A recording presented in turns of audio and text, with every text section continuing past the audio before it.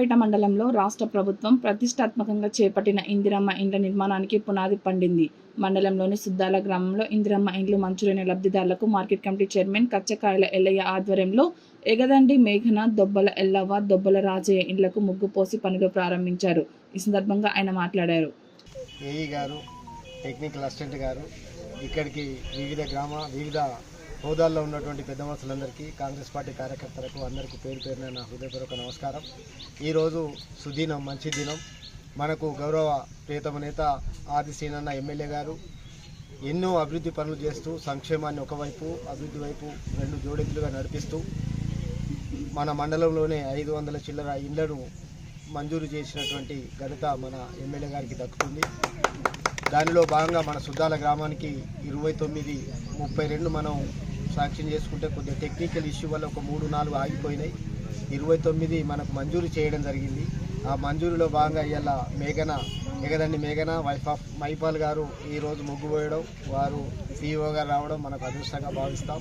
దీన్నే మనం ముందు తీసుకొని ఇంతకుముందే వారు చెప్పిండ్రు, సిఇఓ గారు తొందరగా చేస్తే బాగుంటుంది, మీరు ఆదర్శంగా నిలబడాలి అని.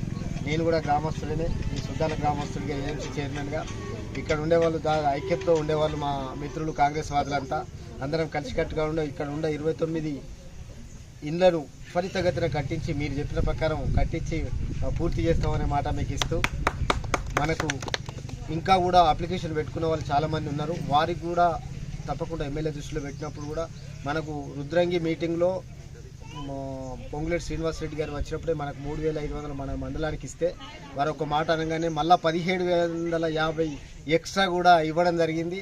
తను ఇంకా కూడా ఇండ్లు ఇవ్వడానికి మనం త్వరితగతిన పూర్తి చేస్తే మళ్ళీ సెకండ్ విడతలో కూడా మళ్ళీ అందరికీ ఇచ్చే విధంగా మనం అందరం ప్లాన్ చేసుకుందాం. సుద్దాలను మండలంలోనే ఒక ఆదర్శంగా తీర్చిదిద్దే విధంగా మనం ఐక్యతగా ఉండి ఈ ఇండ్లను కంప్లీట్ చేసుకోవాలని మీ అందరికీ కోరుకుంటూ, మనకి ఇళ్లను మంజూరు చేసిన ప్రభుత్వ వైపు మన ప్రియతమ నేత ఆదిశీన గారికి ప్రత్యేకంగా ధన్యవాదాలు తెలియజేసుకుంటాం. ప్రభుత్వానికి కూడా ధన్యవాదాలు తెలియజేసుకుంటూ, ఇంకా రాబోయే కాలంలో అనేక అభివృద్ధి పనులు చేయడానికి తాను ముందున్నారు.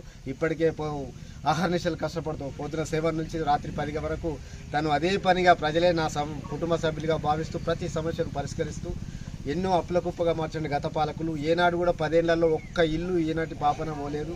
మనం చూస్తూ ఉన్నాం, ఏ విలేజ్లో కూడా ఒక్క ఇల్లు రాలేదు టీఆర్ఎస్ ప్రభుత్వంలో ఉన్నప్పుడు. ఇప్పుడు రాగానే గతంలో ఇందిరమ్మ ఇండ్లే మన విలేజ్లో ఉన్నాయి, ఎక్కడికి చూసినా ఇందిరమ్మ ఇల్లు మాత్రమే ఉన్నాయి. ఇప్పుడు కూడా మళ్ళా ఇందిరమ్మ ఇల్లు కట్టుకొని మనకు బాసటగా, మన ప్రభుత్వానికి బాసటగా మీరు అందరు ఉండాలి.